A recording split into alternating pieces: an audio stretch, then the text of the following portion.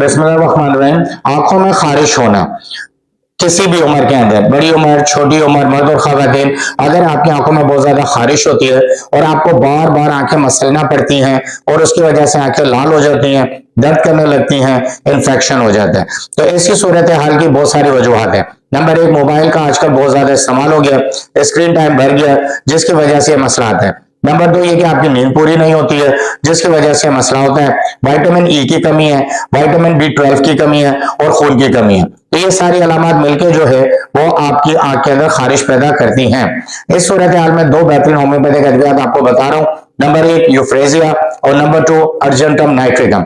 यूफ्रेजिया और argentum nitricum को आपने 200 की ताकत में खरीदना है, यानी कि 200 पावर पोटेंसी में, और दिन में 2 दफा इस्तेमाल करना है, एक दफा सुबह और एक दफा शाम।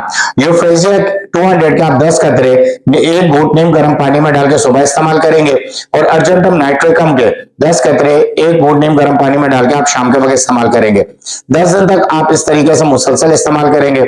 उसके बाद आप 3 दिन का वक्फा देंगे, 3 दिन के वक्फे के बाद दोबारा 10 दिन इस्तेमाल करेंगे। इस तरह एक माह में आप इसको 3 दफा इस्तेमाल करेंगे, 10-10 दिन, और हर इस्तेमाल के बाद 3 दिन का वक्फा देंगे। उस वक्त तक इस्तेमाल करते रहें जब तक आपकी आंखों से खारिश का मसला खत्म नहीं हो जाता।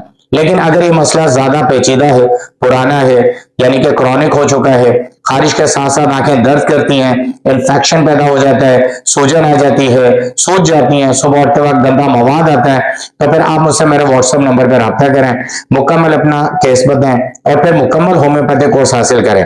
इसमें 9 से 10 दवाइयां डाल के आपका फॉर्मूला बनाया जाएगा जो आपको आपके घर के एड्रेस पर भेजा जाएगा।